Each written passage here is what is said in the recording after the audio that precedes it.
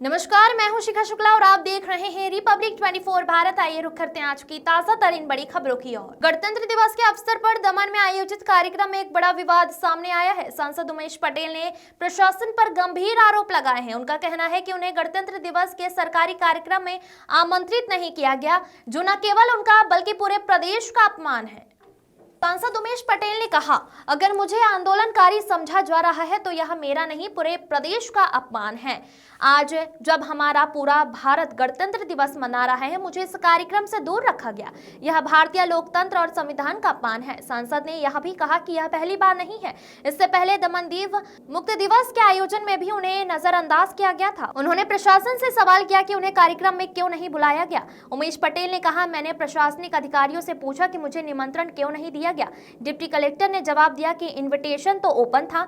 मैं दमन प्रशासन प्रफुल्ल जी से पूछना चाहता हूं, क्या गणतंत्र दिवस जैसे महान पर्व पर एक चुने हुए सांसद को बुलाना जरूरी नहीं समझा गया। उन्होंने मंच पर ध्वजारोहण में भाग लिया और संविधान को सलामी दी, लेकिन जब उन्होंने सभा में बोलने की अनुमति मांगी तो प्रशासन ने इसे भी ठुकरा दिया। उमेश पटेल ने कहा, यह संविधान का घोर अपमान है। ऐसे अपमानित मंच पर मैं नहीं बैठ सकता। मैंने जनता और जनप्रतिनिधियों से कहा कि यह हमारे लोकतंत्र का खून है। मैं इस मुद्दे को संसद में उठाऊंगा और दोषी अधिकारियों पर कार्रवाई करवाऊंगा। उन्होंने इसे प्रधानमंत्री नरेंद्र मोदी और गृह मंत्री अमित शाह का भी अपमान बताया। उनका कहना है कि यह मामला केवल एक व्यक्ति का नहीं बल्कि पूरे भारतीय लोकतंत्र और संविधान का है। उमेश पटेल ने कहा, हमारा लोकतंत्र जनता के लिए, जनता द्वारा जनता का शासन है, लेकिन आज प्रशासन ने संविधान और लोकतंत्र का अपमान किया है। मैं इसके खिलाफ चुप नहीं बैठूंगा। सांसद उमेश पटेल ने इन आरोपों पर प्रशासन की ओर से अब तक कोई प्रतिक्रिया नहीं आई है। यह मामला राजनीतिक और प्रशासनिक गलियारों में चर्चा का विषय बना हुआ है। Bureau report.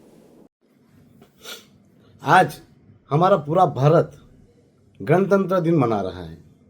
आप सबको पता ही है कि ये गणतंत्र दिन क्यों मनाया जाता है, क्योंकि हमारा भारत का संविधान आज अमल में आया था।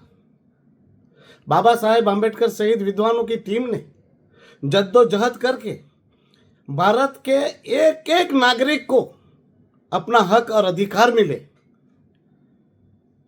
इसके लिए ये संविधान लागू किया था। भारत के हर एक नागरिक का अधिकार सलामत रहे, इसके लिए संविधान रचा गया था। पर आज दुख के साथ कहना पड़ रहा है, आज जब गणतंत्र दिन का आयोजन हमारे दमनदीव के प्रशासन द्वारा किया गया, दमन में लाइट हाउस पे कार्यक्रम रखा गया, जिसकी मुझे कोई जानकारी नहीं दी गई, मुझे कोई न्योता नहीं भेजा गया। आगे भी ऐसा ही हुआ था। जब दमनदीव का मुक्ति दिन था, उस दिन भी मुझे सरकारी कार्यक्रमों में नहीं बुलाया गया था। आज भी मुझे कार्यक्रम में नहीं बुलाया गया था। तो आज हम गए और हमने प्रशासनिक अधिकारियों से पूछा कि मुझे आमंत्रित क्यों नहीं किया गया है, कहाँ है वो आमंत्रण पत्र और किसको भेजा है आपने आमंत्रण पत्र आज कार्यक्रम में उपस्थित रहने का, वो मुझे बताइए। तो वो अधिकारी प्रियांशु वो जो है वो मुझे ये कह रहा है, डिप्टी कलेक्टर, कि वो तो इन्विटेशन तो ओपन था, जनरल सर्कुलर निकाला है, तो पर्सनल इन्विटेशन देने का क्या मतलब है।